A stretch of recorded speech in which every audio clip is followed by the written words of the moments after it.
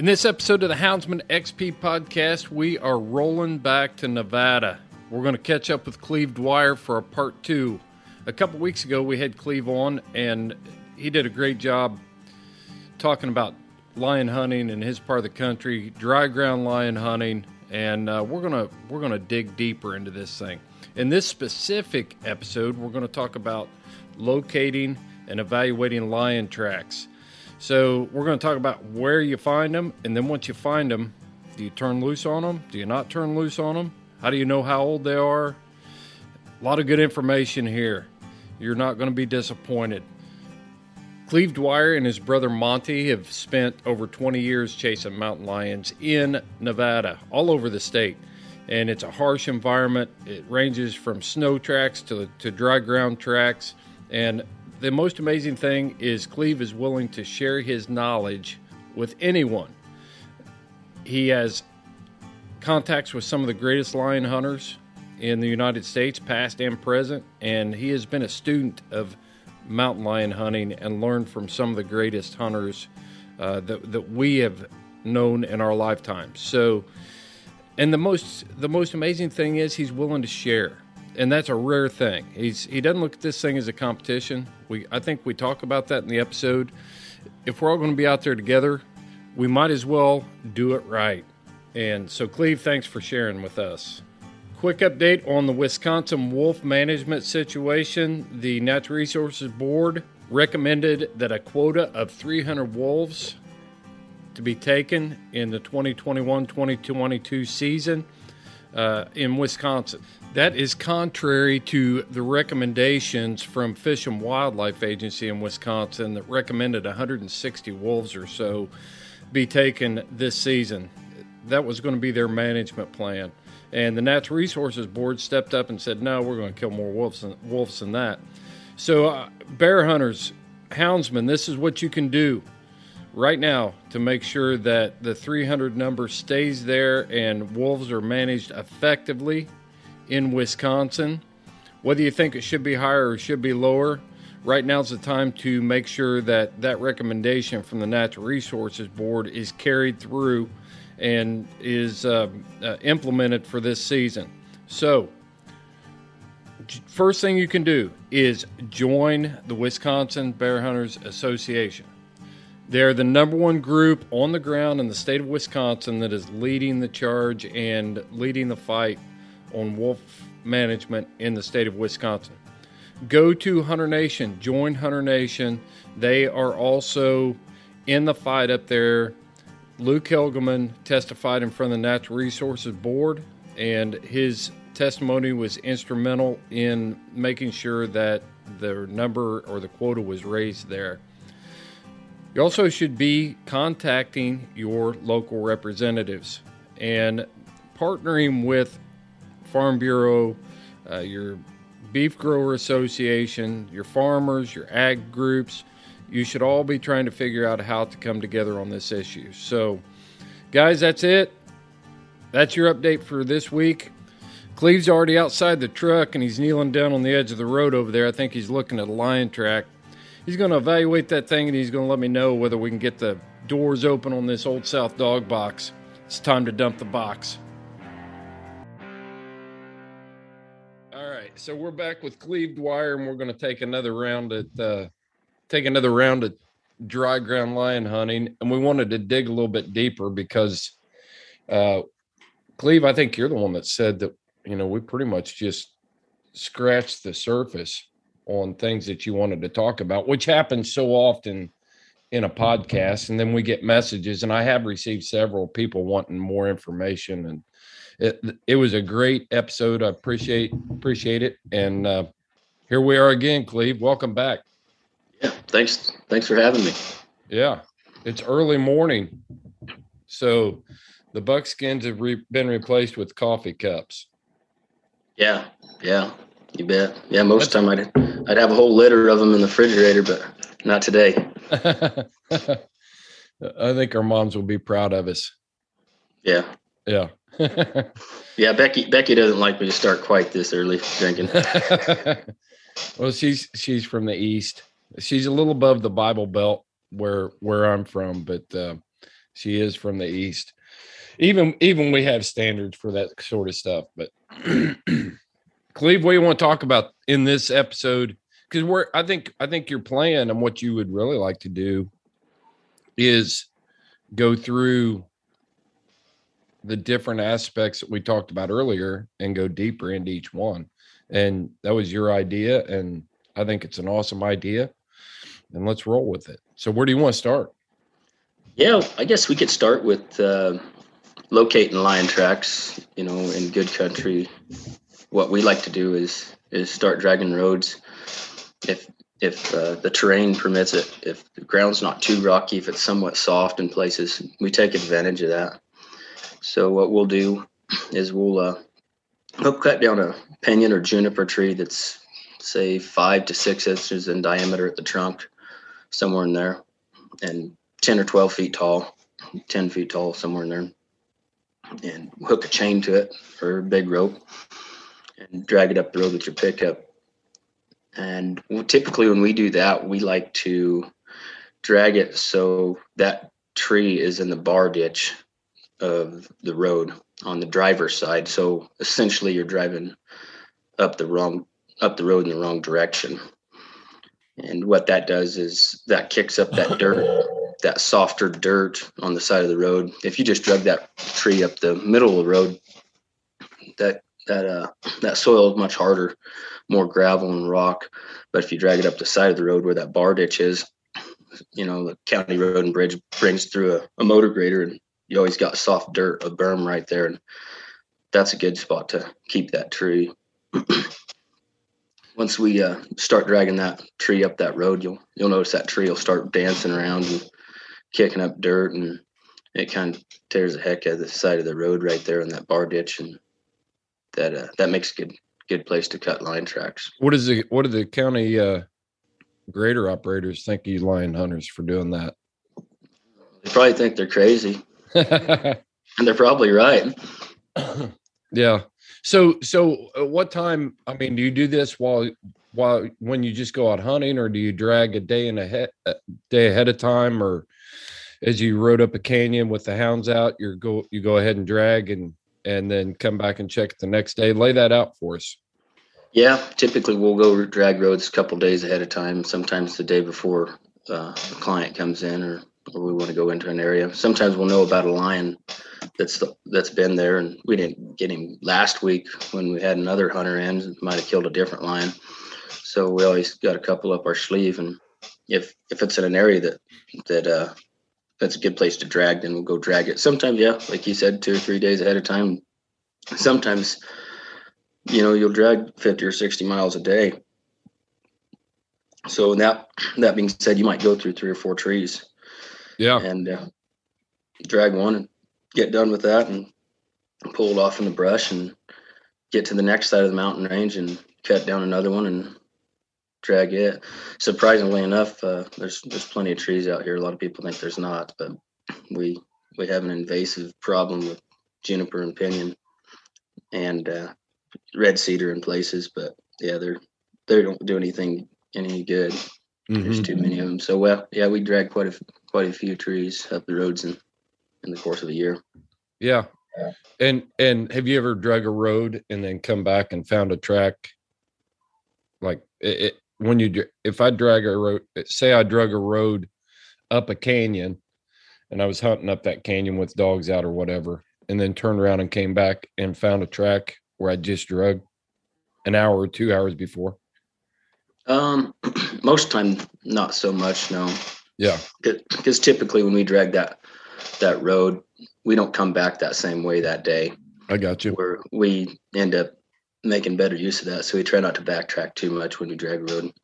We go down another canyon on the other side of the mountain range or something and come back that way instead of backtracking.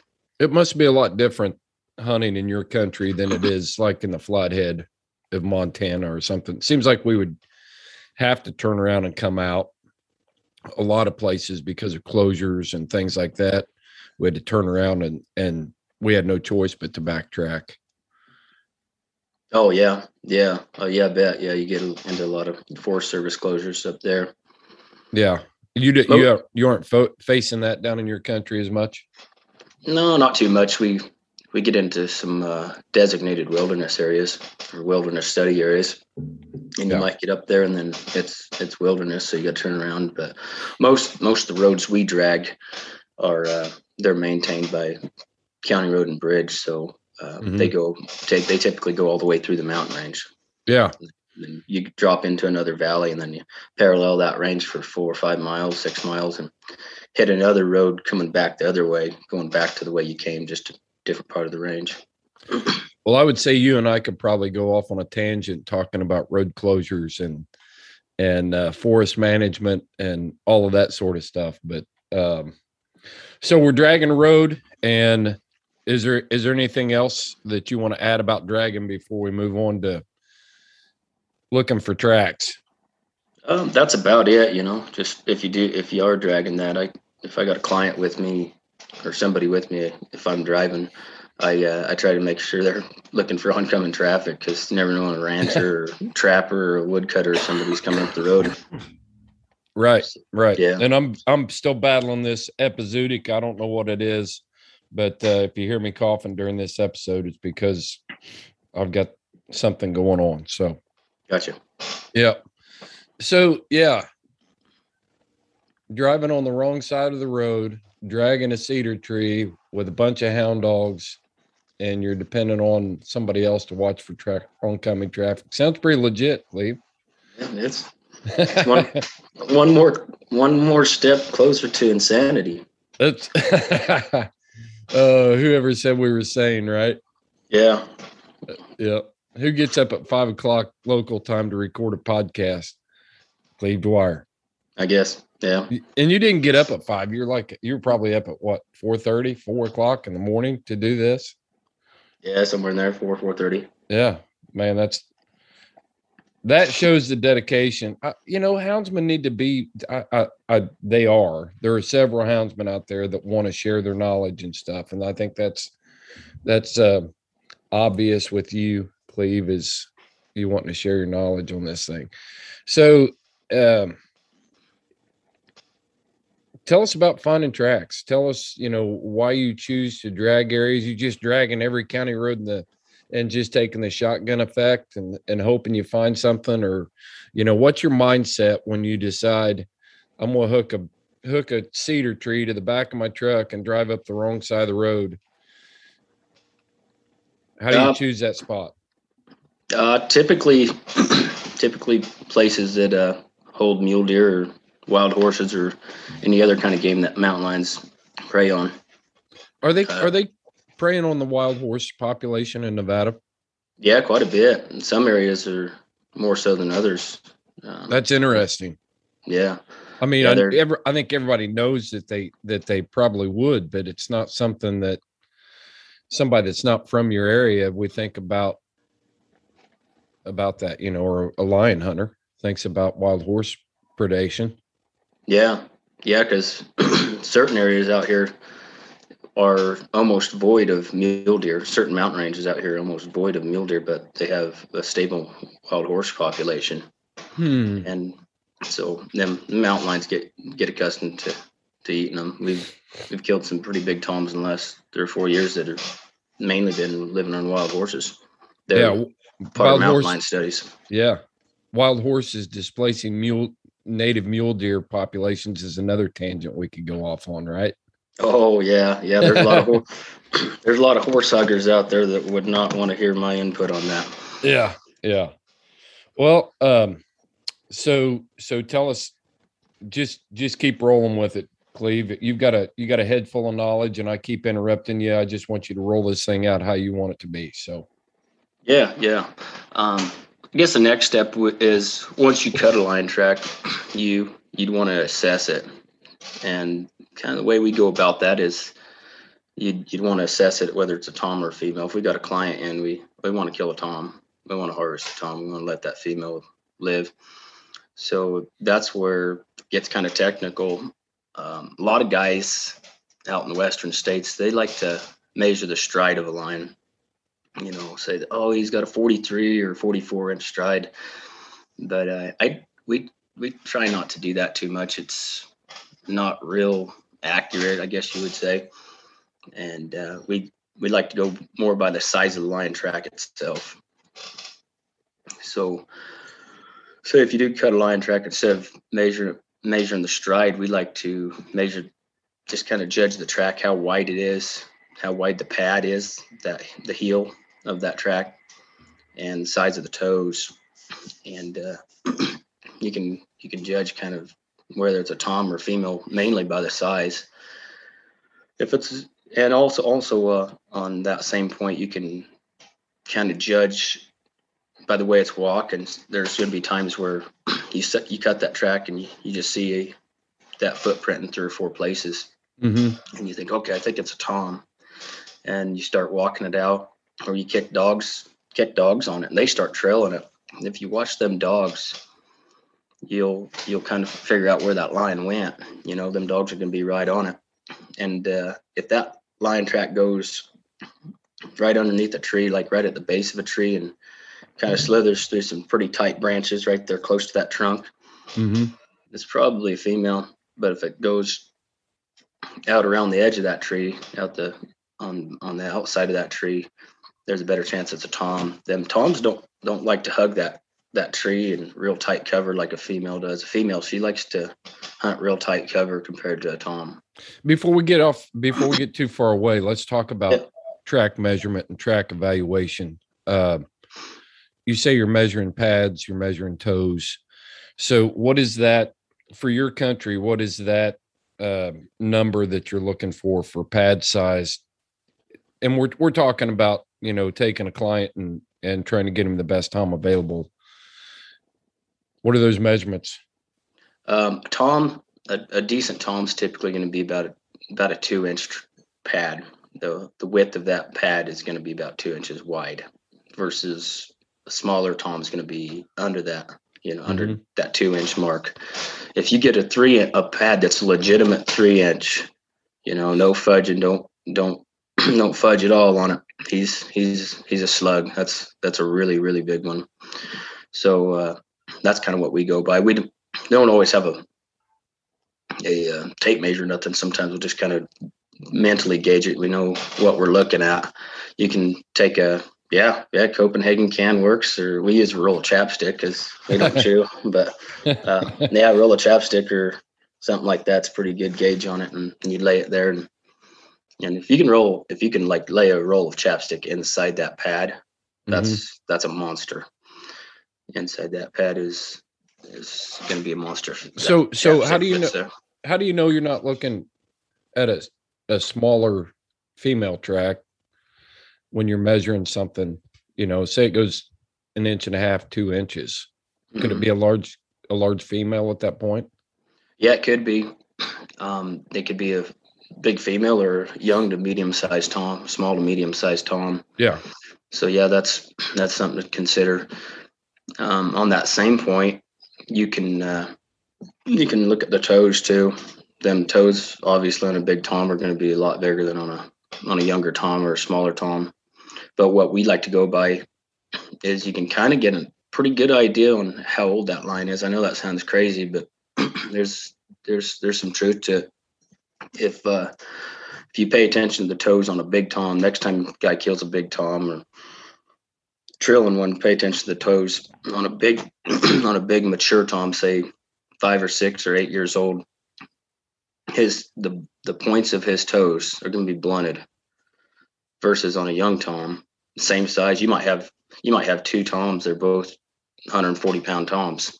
Mm-hmm. And you got a 4-year-old tom or 3-year-old, 3.5, 4-year-old tom, younger tom, and you got a older tom. Say he's 8 or 9. He's getting up there. That older tom's typically gonna have more of a blunted point on them toes, and that comes from walking thousands and thousands of miles throughout his lifetime in rocky country. Mm-hmm. It builds his foot up. He's got a stouter, stronger looking track, and those toes are going to be just fatter and more flattened out, and they're going to feel the circumference of that track much more. Mm-hmm. So an older tom's going to have toes that look like grapes, more like grapes, and a younger tom is going to look more like a teardrop. Yep, exactly. Yeah, more so. Mm-hmm. Exactly. And when somebody starts looking at them, first few times, they're probably not going to notice much of a difference. But you start paying a lot of attention to it, then you'll start noticing the difference, and it's kind of fun. You start judging them and trying to guess at them, and kind of get an idea of what you think he is, and then you kill him, get him harvested, roll him over, and inspect his feet. You'll start noticing them old toms. He might not be a giant, Yeah. and he might not have a huge giant track, but if he's old, he's most likely going to have rounded, blunted points on his toes. So this is kind of a rabbit path on this whole thing. It has nothing to do with tracks. But say you get an 8 or 9 year old tom, and you've got a younger tom. Are those lions still measuring? I mean, 140 pounds doesn't sound like a monster tom, but can you still hit Boone and Crockett type scores and things with those 8 or 9 year old toms that are only 140 pounds or so? Oh yeah, definitely. Because if they're regressing, Mm-hmm. he's still got a big frame to him. He might weigh 140, but 3 years ago, 4 years ago, he might have weighed 160, Right. 155, and his skull's not going to shrink. Whatever bone he has on his skull, it's going to stay the same. He's going to keep it. So It's just like we've got some big old lions that were, they're on the downhill slide. They were losing body weight, and they kind of look skinny and scrawny, kind of look like Pink Panther, but they got a big old bone head on them, and they scored really well. lions actually, to me, look more impressive because of the facts you just said. They look like the Pink Panther, but then they've got, they got that big old head on them, and it makes them, it even makes them appear bigger than what they actually are. You kill a 140 pounder and everybody's like, it could be a 200-pound tom, just based on the size of their head. Yeah, exactly. And in all reality, if he's 140, 145 now, maybe 10 years ago, or 5 years ago, I'm sorry, he was maybe 155, maybe 160. If he's having a good time, good winter, things are good, he might put 15 pounds on. He might have had 15 pounds earlier in his life. You think about being a tom lion that lived 8 or 9 years in those mountains, the things he's seen, the things the battles he's fought. He's a lean, mean, he might be on the decline, but he's long in the tooth, and he's nobody's fool. You know what I mean? Exactly. Yeah, he's been around. Yeah. That's kind of like a few years back, we had a really big tom we were after, and his track was big. I mean, he had a big old tiger track to him and big old fat toes, and we'd cut his track, and he outran us one time, and he came back, and we ended up getting him killed. But we kept on kind of looking at his track, and we thought, man, he's old. His track is big old fat wide toes, and his scratches were distinct. He had big old heavy scratches, like he was really good at making them, and he had distinct scratches. They're pretty nice. And we finally got him killed, and Fish and Game thought he was between 10 and 11. And we judged him about right. We said, man, he's ancient, just kind of by his big old fat toes. And another thing to make point of on that is it's not just their toes that take a beating from walking on all that rock all them years. If somebody pays attention, mountain lion, all cats have 3 lobes on the back of their heel of their pad. And those little lobes, as you call them, they got little crack in between each lobe. They get kind of smashed and flattened out as time goes on, just from walking in all that rock and crusted snow and such. So that takes a beating, and you can tell that by quite a bit, especially if you have a lot of like clay or really good dirt for tracking, kind of like a semi-moist dirt or bug dust around like water tanks. You can judge them pretty well there, because it takes every little detail about that track, and then you can look at them and say, yeah, them lobes are flattened out pretty bad on the heel of his pad. Yeah, he might be an older line, and then you walk him out some more, and you find his track in another place that has pretty good track and dirt, and you start assessing that, and then you get a good feel for kind of how to age them. We're not 100% on that, but most of the time we're right on. So Yeah, anything that makes a living on its feet, it doesn't matter. I mean, I've seen horse hooves do the same thing. Horse hooves become bigger over time, just from the pressure and the frog and the pad and everything. It just spreads out. My feet, believe it or not, and people will, if you live old and, long enough, even at 50 years old, my feet started changing, where boots that I've had for, worn the same size boots for 20 some years of my life, 30 years of my life, all of a sudden the size doesn't fit anymore. And I'm upscaling a couple, and my feet have actually changed. And I can only imagine that a lion or any wild animal out there, with as much time as they spend on those feet, you're going to have that physiological change for sure. Exactly. Yep. They're going to change. They're not going to be staying the same. Just you take some old timer, some old cowboy, or some iron worker, or some concrete guy. Look at his hands when he's 18 years old. Yeah. Look at his hands when he's 60. Yeah. When he's 60 years old, his hands are going to look like they squeeze you in two, because Right. it's years and years of physical labor.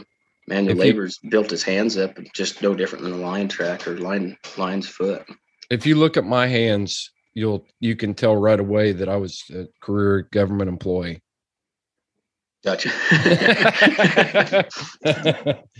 Yep. No. All right. We were talking about like how the difference, you find the track and now you're moving through the brush, and you were talking about the difference between where male lions walk and where female lions walk. And I kind of cut you off there because I wanted to go back to the pad structure and measurements. So go back to that part and dive into that some for us, Cleve. Teach us something. Into how a lion, Tom walks versus a female walks. Mm-hmm. Yeah. That Tom, when he's walking along, if you notice the way he walks, he kind of marches along like, he knows he's tough, and there ain't a whole lot that's going to whip him.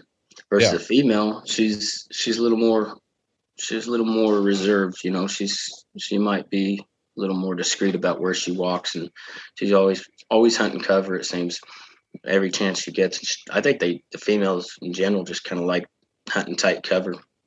Versus that Tom, he don't care. He thinks he's the baddest thing on the mountain. Even if there's another one that can whip him, he's probably going to think that he's the baddest thing out there. Mm-hmm. So he's kind of marches along and walks on the outside of them trees, and he's not going to really go underneath low hanging branches as often. I'm not saying they don't at all. He's kind of arrogant about it. Yeah. He's got some testosterone in his blood, I'm sure. So yeah, he's definitely going to not be worried about something whipping him at the moment when he's just walking around nonchalant. But that female, she's going to hunt tight cover, and she's going to take her time. And that Tom, he just walks wherever he wants. Mm-hmm. But that's a pretty good indication if you can't see that track and your dogs are trailing it, and you don't know whether you're trailing a Tom or a female. All you know is you got a lion track going because your old veteran dogs are really confident the way they're working it. And you're watching them, and you're like, man, they say it's a lion. I know it's not a gray fox or a bobcat or something else. I know it's a lion because they're trailing like a lion. Watch them and watch where them dogs trail. And if they go in underneath them low-hanging branches, that's a good chance it's a lion. And then you can assess, is it a Tom or a female. Seems like them females really like to hug the trunk of that tree, and there'll be like a couple branches that are about 2 feet off the ground. Mm-hmm. And then where that branch comes off the side of that tree, if she hugs right up against that trunk right there and kind of ducks underneath that branch and slithers through there, it's most likely female. So that's something we have to go by quite a bit, because you don't always get to see that track. All you know is it's a lion because your old veteran dogs say it is, and you got to trust them. Yeah, you think about all the things that a female lion has to do. She may be hunting for kittens. She may be trying to protect her kittens. She may be, trying to avoid the Tom lion for a lot of reasons, plus all the other predators. So she's got a lot more on her mind than than a tom that's just slithering through the country looking for a ripe female or a mate and just out strutting around. Makes a lot of sense.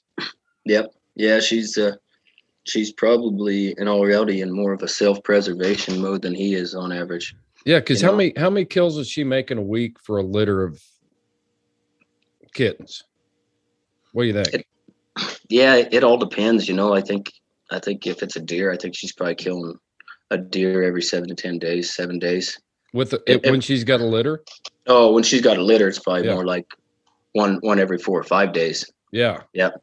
But that's not always deer. I mean, we found where they kill coyotes, badgers, you name it.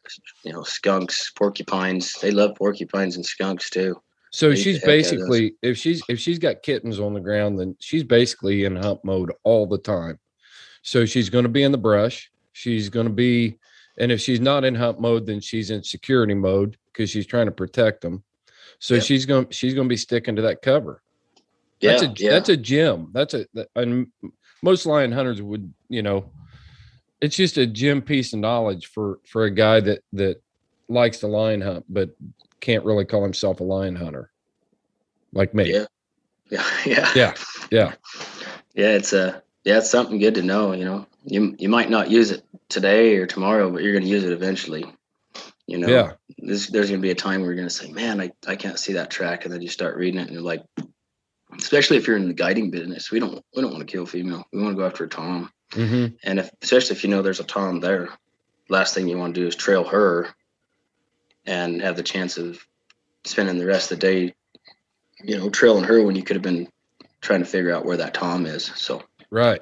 But yeah, for anybody that's getting into it, it's good to know. It's something you always want to keep in your mind for sure. Anything else about, go ahead, Cleave. Oh, yeah. Another thing is if you do see that line track, and you see the line track and you can't judge it well, maybe that line's only left a couple of toe prints here and there. And you see it here and there. If you can kind of follow it out a ways, eventually you're going to find it in some softer soil. If you can't see it real well in the rocky soil, look ahead and think, all right, where's the next little sand wash or soft bank of dirt that line was headed towards? If he's headed north, circle out to the north, maybe 20, 30 yards until you find some more soft dirt. And then you can assess that track again. Sometimes it's kind of fruitless to keep trying to sort that track out in gravelly type rock when you can circle out and high point it and figure out where that line went. And then until you get into softer dirt, and then you can assess it. Sometimes that'll be when there's a lot of pine trees in an area, it'll be an area that's a sand wash, because under all them pine trees, you might have nothing but pine needles, and you're not going to be able to see a track in that. So you go to that sand wash. Well, the rain washes them pine needles off the top of that sand, and you can have soft sand there. So I like to do that if I'm hunting where there's a lot of pine trees. Circle out to a sand wash and walk up that. You'll find that track most time. Mm-hmm. And then you make sure you go in the right direction, the right line you want. You go from there.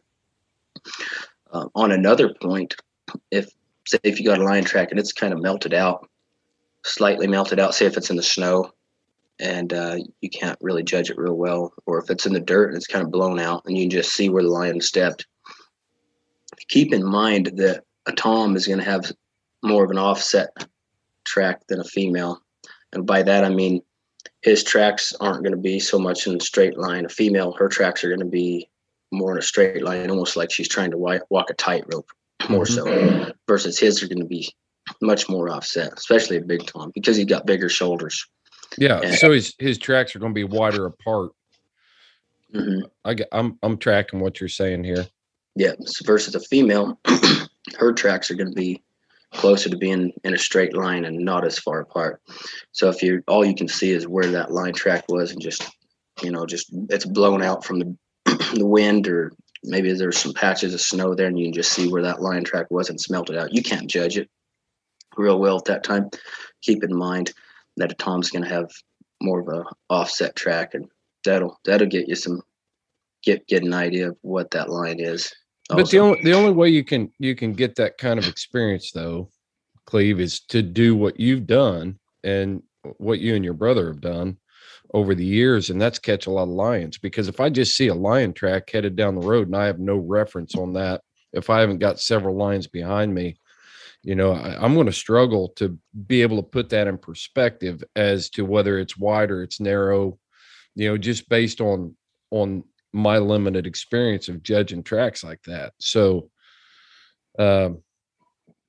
any other pointers on that? Yeah, that's about it. Another point to take into consideration is on that same point. If you're trying to judge whether a lion's lining out or if he's hanging out there, you can go by the stride. And that's why we don't always go by the stride on judging the size of that lion, because a lion that is traveling is going to have a lot longer stride than a lion that's hunting or just moseying around, just kind of taking his time, nonchalant. He's not worried about getting anywhere fast, He's going to have a shorter stride. We've seen some big old giant toms that were just stepping short and pussyfooting along, and you think, man, he almost acts like he's tired, and they're just kind of taking their time, But if he's got something on his mind, he's out enjoying his walk. He's just out on a walk. Yeah, he's doing whatever he wants. And most time it seems like that's when they do that. That's when they got a full belly. Yeah. But if he's got an empty stomach, I don't know if there's a nervousness that kicks in and forces him to hunt hard. And he's like, man, I got to get out there and find a deer. I got to find a horse to kill. Right. He's going to be beating feet from one end of the mountain range to the other, or from deer herd to deer herd. And when he does that, that's what we call lining out. And when they line out, they stride out. A female does the same thing, but when they stride out, they're stepping a long ways in between each track. So that's why we don't really rely on the stride. We hardly ever looked at that stride really, because I don't know what's on that lion's mind at that time. It's up to him. So a female on that same point, an old dry female, we've noticed them old dry females that are, they're ancient old gals, they probably don't have any kittens. They'll oftentimes line out just like a tom. They'll have a long stride. She might only be 80 pounds, but man, she strides out like a big old tom. And she don't have a big track, she got a little old track, skinny old thing. And man, sometimes they'll stride out and they can be hard to catch up to, versus a female that's in her prime and she might have a couple kittens someplace. She's typically don't stride out as far and travel as far. But some of them old females, man, you'll trail them 8 or 10 miles, 12 miles, and still not jump them because they just got something on their mind. They want to go to another part of the mountain range, another deer herds up there that they know about. And typically that typically happens when them lions to get to the base of a mountain range and getting them little foothills right at the base of a mountain range. And then they can line out. These mountain ranges out here predominantly run north and south. So they'll hit on the east side or the west side, and then they go either north or south. Yeah. And when they hit them little foothills, they can really line out, and that can be hard to trail too. It seems like they can just be hard to trail at that point. So what we're seeing, what I'm hearing, and I'm trying to draw this all together in my mind, Cleve, and put a mental image together of what you're seeing when you're determining that you're on an old, dry female pasture breeding prime. You're seeing a track that is smaller in size, probably more narrow than a tom track. The tracks are going to be more in a line closer together because she's not moving those massive shoulders and big bone structure. So it's going to be more in line, and it's going to be striding out good, like you're talking about. Is that pretty accurate description of? Am I putting those pieces of the puzzle together right to say, yeah, I can see the track laying through the sand wash and I see how it's moving. I can evaluate the size of the track and the width of the width of the stride and the way she's moving, and that's how you're determining what you're on at that point. Yeah. You kind of just got to judge it, and if that track's not offset very much, it's almost like she's trying to walk a tightrope or something. Yeah, she's probably lining out and striding out. And gotcha. And Tom's will do that. His stride's going to be more offset if he's just pussyfooting along and nonchalant. But once he decides he wants to stride out and walk out and cover some country, his tracks will be more in line also, if that makes sense. He'll do the same thing, just not to the same extent as hers, because hers is going to be almost like she's trying to walk a tightrope, and it'll be pretty distinct. But yeah, it's just something you notice over the years, and then you kind of get a feel for what that line is going to do, and say, oh, he's lining out at the bottom of this mountain range, right at the edge of the valley, and he's been lining out for the last 2 miles. Most likely, he's not going to stop until he gets to some water, or until he gets to where there's a mule deer herd or a group of wild horses. And sometimes that could be both. That the deer horses might be at that water. So just sometimes, if that's what he's doing, and you caught a lot of lions in there before, and you think, okay, I think I know where he's going. Sometimes you can load up and head around and cut him off and hit his track right where you thought. He's going to come through a certain saddle that they all use, and then right before you get to that spot where you think he's gonna cross, you can kick dogs out and let them hunt that real thorough, and then you go from there. If they strike a track, then you got a good idea what direction he's going. But even then, if they strike a track, you still want to make sure that you're going the right direction. You don't want to be trailing backwards.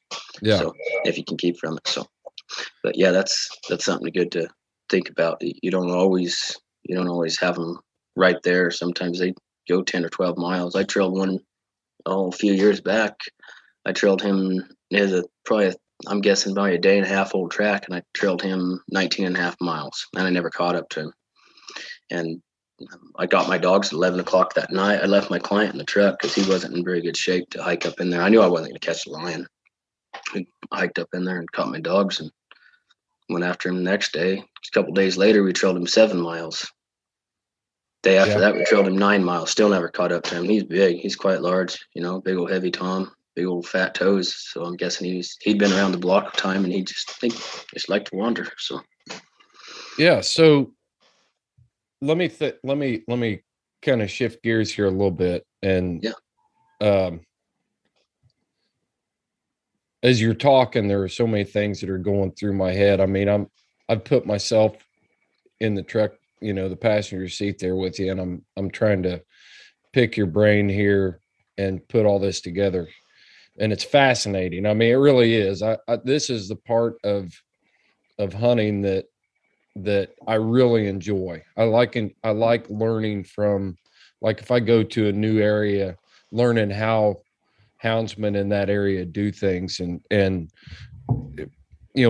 I like to see houndsmen that and hunt with houndsmen that are, it's just effortless for them. They've been there, they've done that, and they know what's going on. But okay, so you've drug a road, and now you've gone back there 2 or 3 days later, and boom, you've got a track. Is there anything specific with that track that helps you decide whether it's a day and a half old or it's 3 days old? Is there anything in that track right there? You're around a stock tank and you're in the bug dust, like you talk about. Let's look at that track and hear how an experienced lion hunter judges whether this is worth me putting dogs down on, or this track is pretty fresh and we can catch it. We got a good chance of catching it. Yeah, gotcha. Yeah, what we like to look at is how the sun is beating that track and how the wind has swept on it. If it's in bug dust or sand, that the wind out here blows like the son of a gun out here in Nevada, and the sun is really intense. So that sun's going to beat down on it. And if there's moisture, if there's subsurface moisture in that track, say it's kind of like dry cookie dough type of dirt, say you just had a rainstorm a couple days before, or a day or so before, and there's some moisture, maybe there's a rainstorm last week and that put some really good moisture in there, that ground is kind of going to set up with a little bit of subsurface moisture in there. And that lion steps down, you're going to see some of that moisture in the bottom part of his track, and all the way up towards the surface, maybe a quarter inch from the top. If you look at that track and the edges are kind of starting to curl up and dry on the very top of that track, it might have been there for a day or two, especially if there's a lot of wind. So you kind of got to take into consideration how much wind you've had, if it's been cloudy days or sunny days, how sun beaten that track is. We take that into consideration. So you kind of just you get a feel for how to judge them. But it seems like when that track starts to dry out, that the top part of that track at the very top of the rim, as you would call it, will dry out first, and it almost, if there's much moisture in that dirt, it'll start to get tiny little crust on the edge of that rim of that track, and that's something to go by. And if there's a lot of crust on there, and you haven't had a whole lot of wind, he might have been through there 3 or 4 days ago. Mm-hmm. Another point is if you cut a line track in bug dust, as we call it, it's kind of like baby powder. A lot of traffic, and especially in the fall when these mountain rangers are just hammered with side by sides, and you'll have a lot of bug dust, especially like right in the corner of a road, right in like in the turn of a road, man. You have a lot of bug dust. You can look at that line track and that bug dust, and you can see how much windswept dirt's blown into that track, or if there's insects that's gone across it, maybe beetles or ants, or if there's mice that have crossed it, and then you see little mouse tracks in there. And you think, okay, there's quite a few mouse tracks across that. That might be a couple days old, but if there's no mouse tracks or insect tracks crossing that bug dust, that track in the bug dust, it might not be night old. And then you walk it out a bit and see it again. You don't always see it just in one spot. It's best to walk up the road and see if that line walked up the road and find it again. Same goes for finding a line track by a spring or an area that's got a lot of cattle in there, a lot of cows, a lot of range cows, Mm-hmm. or wild horses. If they're coming into that dirt tank, as we call it, or stock pond, maybe it's just a metal tank, they come in there, there's a lot of consolidated tracks there, and then wild horses and them cows are beating the heck out of that dirt. It's turning into bug dust, and that line track comes in there. If you see that line track and it's on top of cow tracks, there's a good chance it was last night. Mm-hmm. Especially if it's early in the morning, because those cows won't water till later in the day, if that makes sense. Maybe 8 or 9 o'clock. So if it's daylight and you cut that track right then, there's not many mouse tracks crossing it or insect tracks crossing it, and it's not stomped out by wild horses or cattle or anything like that. There's a good chance it was made last night. Same goes for if you're after a line and that he should have crossed this canyon. You think, okay, he's going to cross, say, Pine Creek, and there's a lot of wild horses in Pine Creek, and they just beat the hell out of it, going back and forth because there might be water at the top. But you don't think that line's going to go to the water. He should cross down low, because that's where he was over in Clear Creek, and he was heading towards Pine Creek. If you think he's supposed to cross there, and there's a lot of wild horse and cattle tracks, and you don't cut him, what I like to do, if I got a client especially, I'll have that client drop me off at the top of the canyon in my pickup, and I'll walk down on the edge of that, out on them trails, and I'll say, just kind of parallel me, and I'll walk out there 40 or 50 yards from the road, and I'll find that track on some of those intersecting trails that are coming into that road. Because if that line walks up that road, and then 15 or 20 head of horses come through, and then another 5 or 6 pair of cows or half a dozen head of cows or something come through, they're going to knock that track out, and you might miss it. Same goes for elk, especially in in the wintertime. These elk will consolidate in some of these areas, and the mountain lion will go through there. Well, if there's a little bit of moisture in that dirt that where them elk came through, they'll stomp it into mud, and that lion can walk on top of that mud. He's just walking along. Well, he's not going to make an indention into that mud that's been stomped in by elk, and there's a lot of moisture in there. But you get off that road and get off in the brush, you're not going to have as many elk tracks, and you might be able to find that lion track and say, okay, he did come through. I missed him because I couldn't see a track. That mud's frozen like concrete. Right. But off that road, you might find his track over on a dry hillside, and his foot did make an indention in that softer dirt that's not frozen, because it's on the south facing hillside. So if that's the case, it's best to go to where there's softer dirt and just hunt it up and say, okay, there's some good dirt over there. Let's go hunt that up. Look for that line track, and you'll typically find him there. And you would have missed him if you just thought, well, yeah, I didn't see his track. Well, you're not going to see that track in that concrete, hard type mud. But same goes for snow. Sometimes you'll have deer, or elk, or wild horses, or domestic livestock that are hanging out in a canyon. There might be water there, might be just good grass and good feed there. If they're going up and down that canyon all the time and there's a fresh snow, say 3 or 4 days ago, once them horses or cattle or whatever disturb that snow, it sets up hard. Mm-hmm. It might be good if it's virgin snow, not a whole lot of tracks on it. It's pretty clean snow. But once livestock or other game animals come through there and it gets trashy, as we call it, they disturb that snow, and that snow sets up and crusts hard, and that lion can walk on top of that more so. And he can sometimes he'll just step inside them cow tracks or elk tracks. Just he's not thinking about it. It's the easiest place to step, and you'll miss him. So if that's the case, it's best to circle out on the side. If you think that he came through there and you shouldn't have missed him, say, yeah, I think he came through here. I'm almost certain of it. Make a circle out there. Maybe you might walk up and down that canyon half a mile and you'll find him. I can trash pretty bad when I'm looking for lion tracks.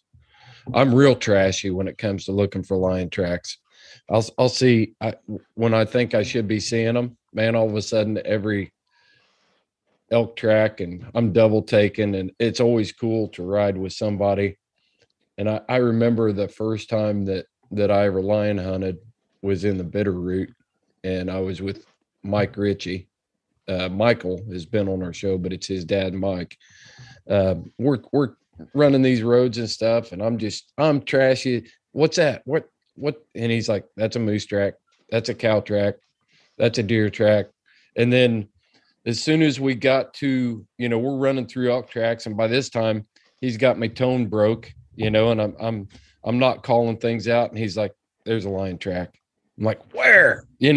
All of a sudden it's just, so yeah, I understand I can relate to that topic. And I tell guys all the time when I'm hunting with them, I said, I'll probably trash on some off tracks here for a while. Yeah. Oh yeah. Yeah. I get quite a few guys that come out on lion hunting. They've never seen a lion track in their life. We'll go up the road and, I'm just looking at tracks. Is that a lion? I said, no, it's a coyote. Are you sure? Go back up. I'm like, no. Oh yeah. No, Bob, it's not. It's yeah, not. How do you exactly. know? I'm like, well, I've caught a few, I guess. I know what a lion track looks like. Are you sure it's not a lion? It's like, yep. I've been that same guy. I have been. I've been sitting there, and it's like, I know that was a lion track. No, it wasn't. Yeah, it was. Well, back up. Let me look at it. And it's not. Some of it is you've got to prove to me that it wasn't. But also, I knew that was going to happen.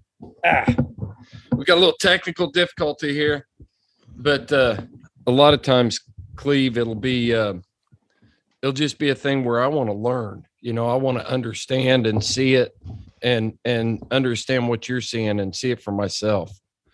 So hang on a second. I got to set something up here. I finished my thought on the fly.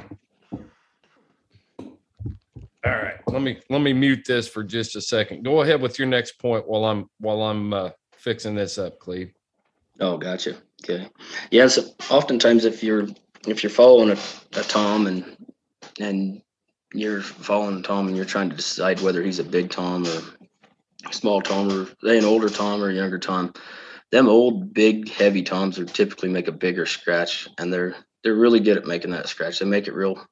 Kind of a pretty looking scratch, real nice and neat, and kind of look at it and you think, man, you can tell he's made thousands of those, and versus a smaller, younger tom that hasn't made as many. His aren't going to be as deep, not as wide, and maybe not quite as many, but there's something about a big tom. He makes a dominant looking scratch versus a younger tom, and so that's something else we look at.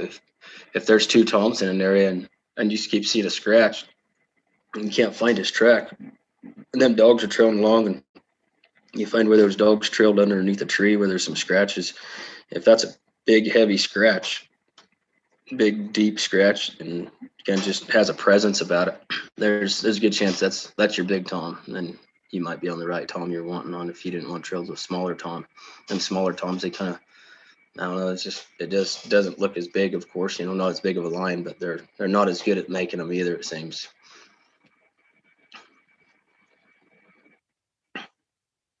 But another point, going back to finding them line tracks by like a spring or where there's a bunch of livestock. If you hit a line track and you cut it right there in that bug dust, and you put them dogs on that line track in that bug dust, sometimes them dogs won't be able to trail it in that bug dust. They go to smell that track and they suck up all that dust in their nose. That doesn't help them any with their olfactory sensors. So you might be able to see the track plain as day, and you say, man, what's wrong with these dogs? They can't trail it. What you're going to want to do at that point is circle out, figure out what direction that line track was going when he left that water, and make a big circle, maybe 40, 50 yards out until you hit that track again, and then call your dogs to it to where they can smell it. And then they can smell it a little better, especially when he goes through the brush. But if you cut that track and that line's walking through that powder, like that baby powder looking bug dust, oftentimes they can't trail it. It's going to be really hard. So you got to get away from that bug dust and get up on the hillside where there's brush and rocks. And that rock, surprisingly enough, holds scent real well. And it's not the gravel rock that holds scent. That's the bigger rocks, the size of a dinner plate or size of a Volkswagen or something. That line gets up on that stuff, and it holds scent real well. And sometimes you'll see that track, and they won't be able to trail that track in the dirt sometimes, but they'll start hitting that brush. And a lot of the time, those dogs will even lick the brush. They'll wrap their tongue around it and lick it and go to the next bush and taste it and taste the next one until they start moving that track. One of the things that I included in the podcast the episode I did about scent, is that there's an organ that every dog has in its mouth that actually helps him taste scent. It lays in the top of the roof of their mouth. It's called the Jacobson's organ, and it actually allows them to taste that scent. And we do it too, to some extent, not to the extent that a dog can, but we have that as well. So, if you walk into a room and your mom's cooking, some of it's based on memory. You smell the meatloaf or the roast cooking, and automatically you start thinking about how that tastes, and it helps us determine what we're actually smelling. And dogs can do that at a rate that's huge. And, just an observation from, the way you said the rocks will hold scent. If we break scent down and we look at it from the standpoint that it's a microscopic organism that's come off of a living animal, when it falls on top of the rock, then the sun's going to dry it out and it's going to dehydrate and it's not going to be as readily available. But if it's just in a small crack or a crevice that's in the shade where the sun can't hit it and it can retain some of that moisture, then it's going to be available to that hound's nose. So, brushy areas where there's more shade, and it's fallen on, just under the edge of a rock the size of a dinner plate, where it's banked and collected right there, the hounds are going to be able to smell it, where in that bug dust they're not going to be able to. Yeah, exactly. And I don't know if it's sometimes it's just that powder just gets up in there, that powdery dirt gets up in there and kind of clouds their nose. I don't know how that works, but it seems like you get back on that rock and they can smell it well, especially this limestone. We got some limestone out here. It almost had little tiny pricks on it, like little ridges on it. Man, they get up on that, they can trail really well. But if you get onto some of this granite, we got some mountain ranges out here that are pretty much all granite, and it's like real crumbly type of rock. It's like just constantly crumbling. Mm-hmm. They can't trail quite as good in that, but that limestone, man, that limestone holds scent really well.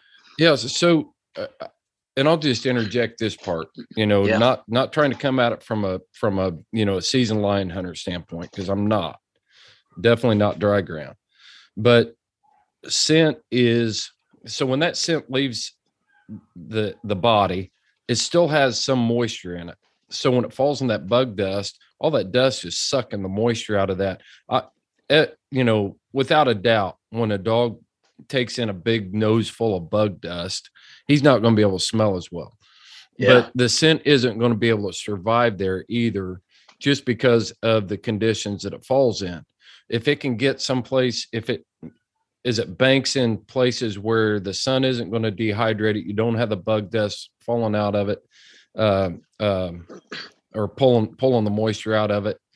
And like you say, the limestone, that's a great observation, is, the surface of that limestone is catching that scent and holding it in places, whereas a smoother rock or something like that, it's just going to blow it right off.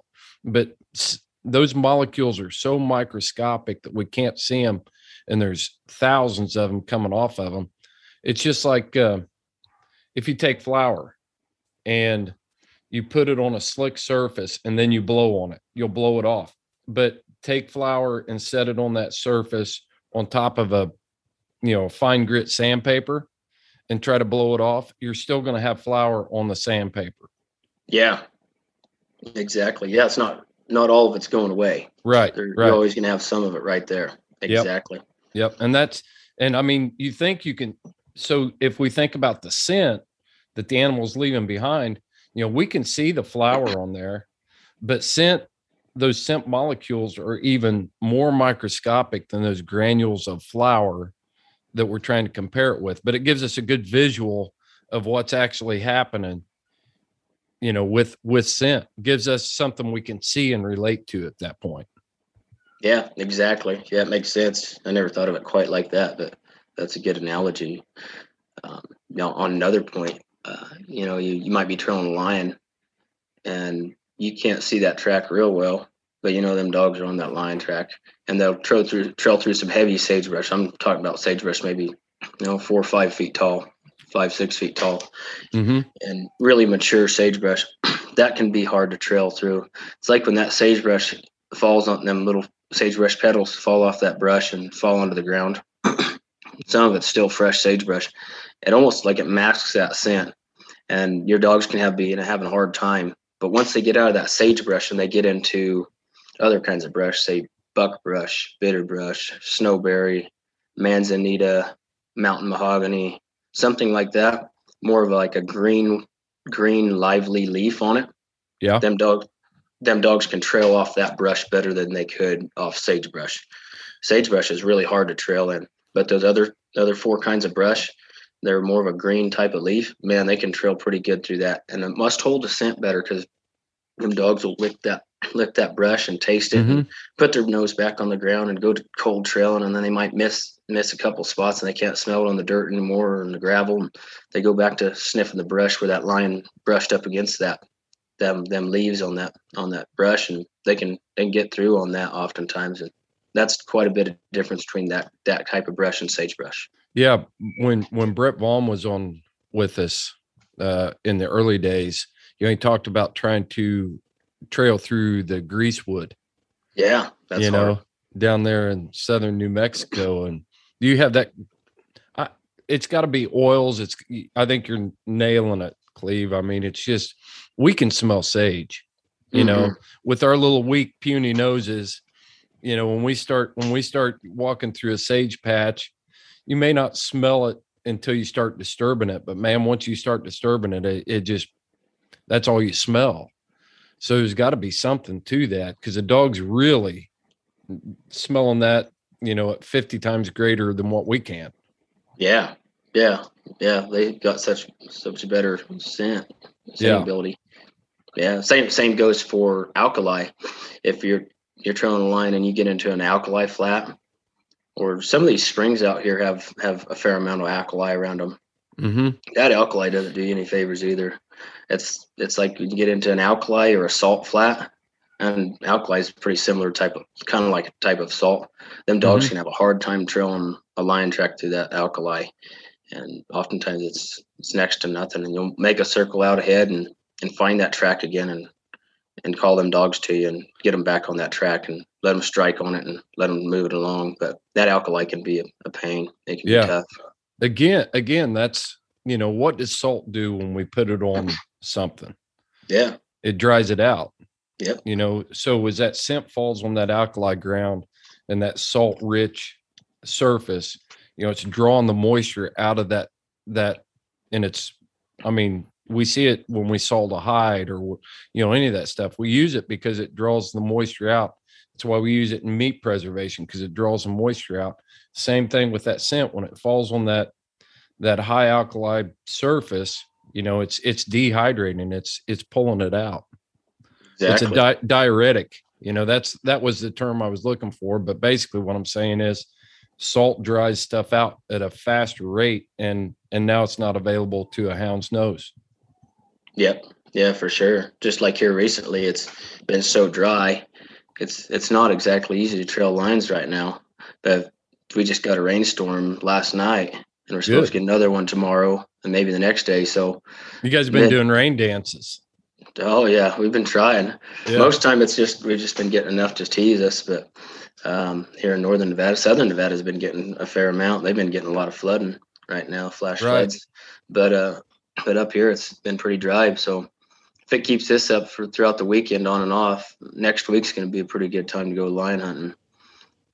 There'll be a little bit of subsurface moisture in that dirt. But here lately, we've been trailing a few lines here and there, and it's tough because you're pretty much just trailing in bug dust and really, really dry dirt. And like you said, it doesn't hold that scent because it doesn't hold moisture well. Yeah. But just same goes for if you're trailing a lion.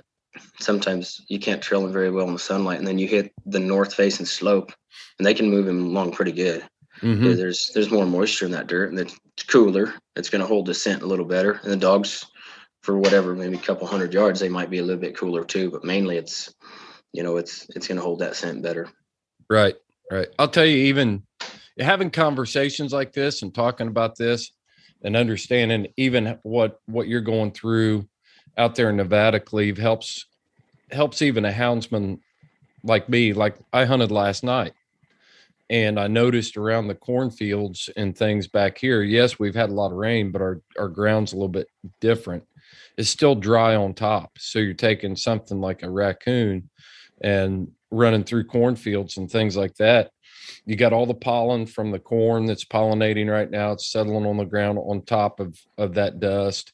It can make for very difficult tracking conditions. And when you can start putting these pieces of the puzzle together and having conversations like this, I think as houndsmen, we have to understand what's going on and what that dog is trying to tell us and why he's struggling in different situations. And when we can start putting those pieces together, it makes us better hunters. It makes us better houndsmen, and helps us catch more game, is what we're really out there for. Yeah, exactly. Yeah. Like something, if think about it, is you might be out there hunting lions today and you have something that you learn. You might not learn, you might have learned it today. You might not use it today. It might not help you catch the lion you're after today, but it's probably going to help you catch the lion you're after next week or next month or next year. Somewhere down the line, you're going to use that. And kind of like you're saying, the more you learn, the more you know, the better off you are. When I hear you talk about this stuff, Cleve, I can't help but repeat what we've said before, that houndsmen, we get a lot of heat for, chasing game with hounds and even from other hunting groups saying that it's not real hunting. But when you take all the things into consideration that you just talked about, you're talking about reading terrain, you're talking about knowing that, you rattled off half a dozen species of brush, talking about, where the water tanks are in your country, about knowing the difference between granite and limestone. There are so many technical aspects that houndsmen have to know that totally debunks the theory that somehow using a hound gives us an unfair advantage.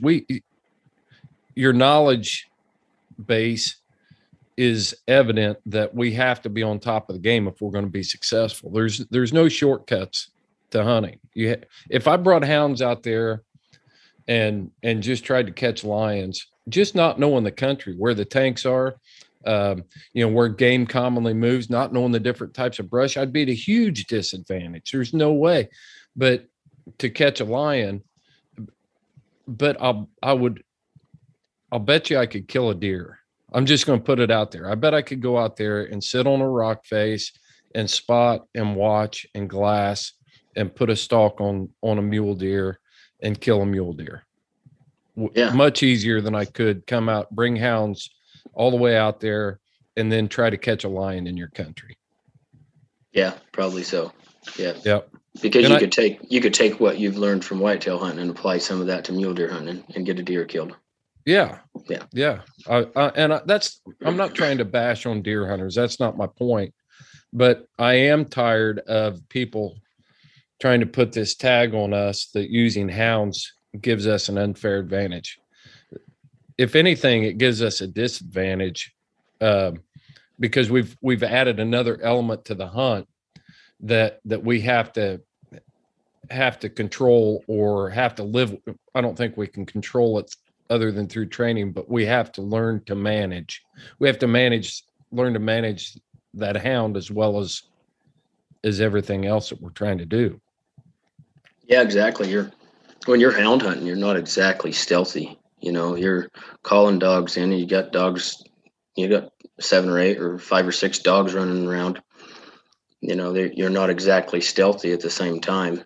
Right. I mean, granted, that being said, it'd be hard to kill lions consistently without hounds. Mm-hmm. But there are challenges to it. You got to be able to keep them dogs from chasing something you don't want them to.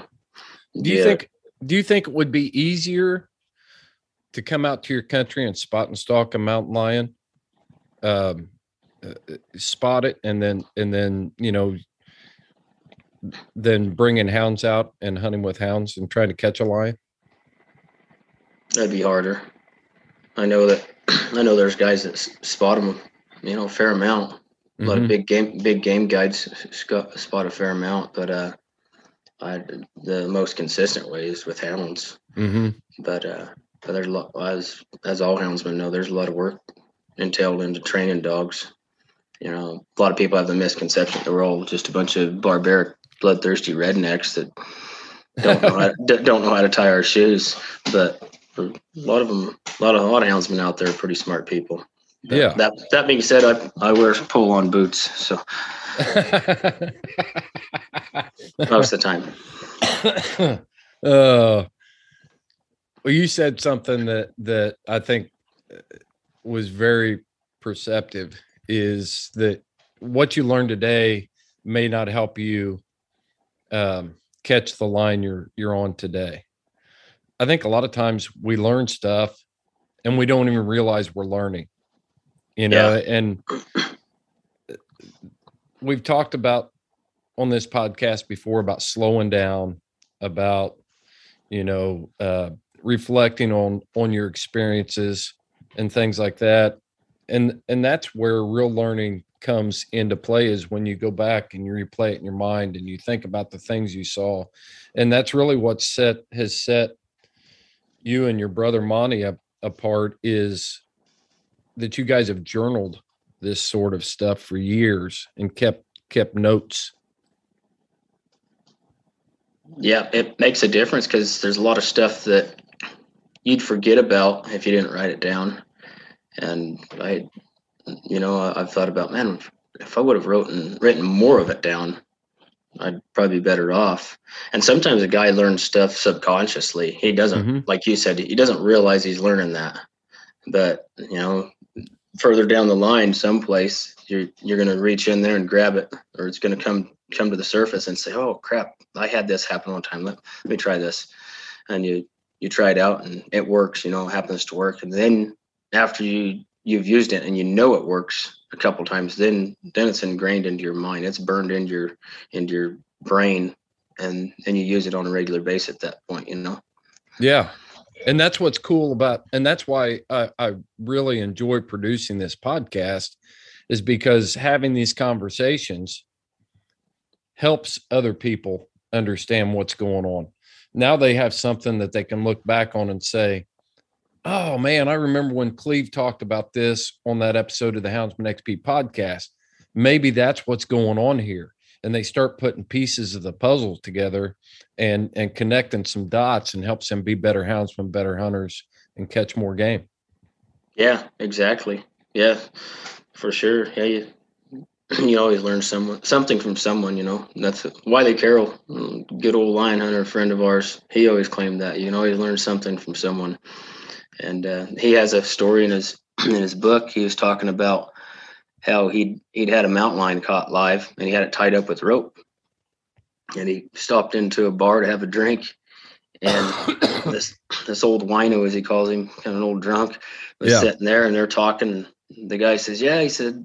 This drunk is telling him this. He says, "Back in the day, I was working in a logging camp, and one of the loggers was a lion hunter, and he came in and had a mountain lion handcuffed and threw it on the floor of the bunkhouse in that logging camp, and he pretty much scattered the whole camp. Everybody jumped out of that bunkhouse quick."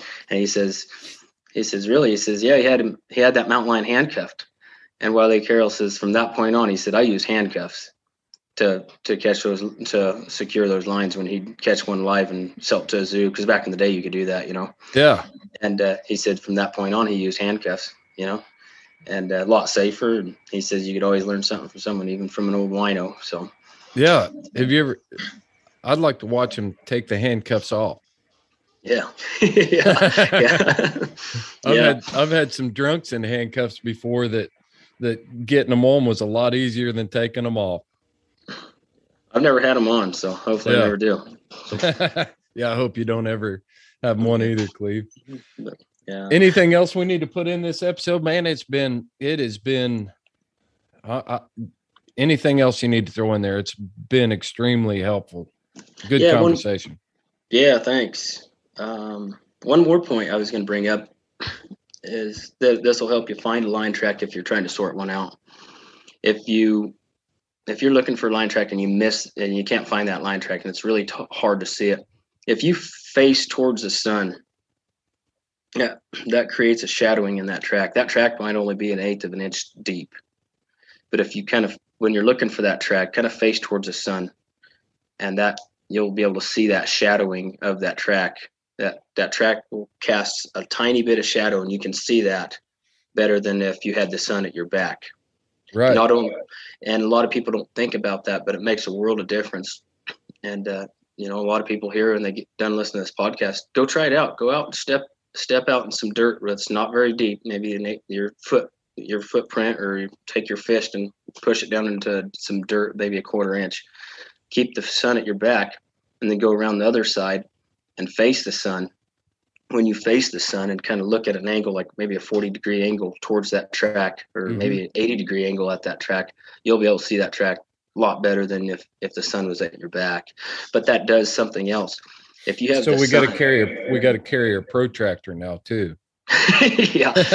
And I know there's people that say, if you're looking for a track, you can't be looking at the sun all the time. No, you can't. But if it's a luxury to you that you can kind of, in that situation, if you can kind of face towards the sun, it'll make it a lot easier. Well, it makes a lot of sense. If I'm driving across, say I'm driving across the south slope, of the mountain, the sun's going to be out of if I'm driving, let me lay this out. If I'm driving east on the south facing slope, then I'm going to be able to see tracks out of the driver's side easier than I'm going to be able to see them out of the passenger side, just because of the angle of the sun, especially in the wintertime. Yeah. Exactly. Man, that's something that's right there that we all should know. We live with the sun every day. We live in this world every day, but being able to capture that from somebody that's put those pieces of the puzzle together is fascinating to me. Yeah. The same thing can go for if you're looking for a track in the dark, hold that flashlight on the other, say if you're just trying, you see the track and you seen it just a second ago, hold that flashlight on the other side of the track, opposite of you. Keep the track between you and the sun, or you and the light, the flashlight, and that'll help you a little bit. That's a lot easier. But at that same point, if you have the sun at your back, your body casts a shadow. That shadow is constantly moving. And that is distracting to your eye. So subconsciously, your eye is attracted to that shadow, and not all of your attention, or of your eye, I guess, if you will, not all of your eye's attention is on the track where it needs to be. It's drawn and distracted to your own shadow, and that can be distracting. So, I mean, it's not always easy to do that, but if you have the opportunity to kind of try to keep that track between you and the sun, it'll help you sort of track out a lot better.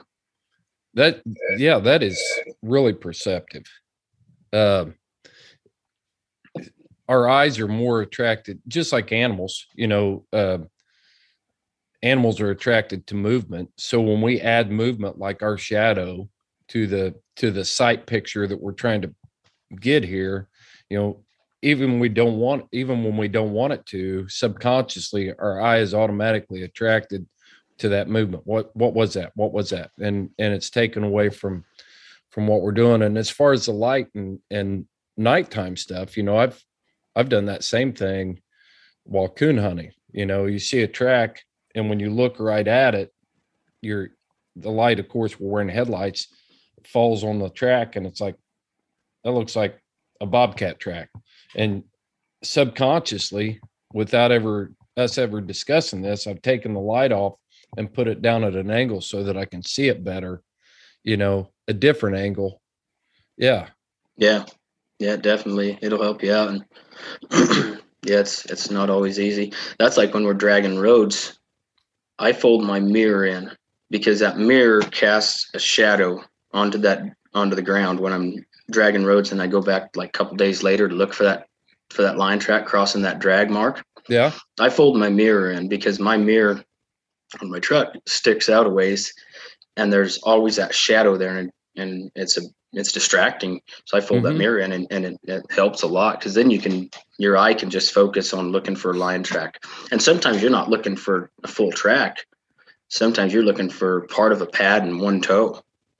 Yeah. So the least amount of distractions as possible, the better. So kind of try to keep it to a minimum if you can. So yeah, and if your mirror's folded out, you're the hounds on the rig are constantly catching your attention and stuff like that. So again, subconsciously, you're taken away from. Wait, man, these are some pearls of wisdom. I'm telling you, Cleve, these really are. I'm not blowing smoke here. This is all the kind of stuff that I like talking about. The finer points, the finer points. It's like getting into the master level of trying to figure this out. I can nail 2 2x4s together, but a carpenter can take it and make it look like something when they're all, when they're done putting wood together. Yeah, exactly. Yeah. There's something a guy learns over time, and sometimes he learns it from other people, and sometimes you learn something from someone else, and then you take that and modify it to fit your style of hunting. You might not do it exactly the same way he did, but modify it and cannibalize some of the stuff he's taught you, or you've learned from someone else, and kind of just get it to where it works for you.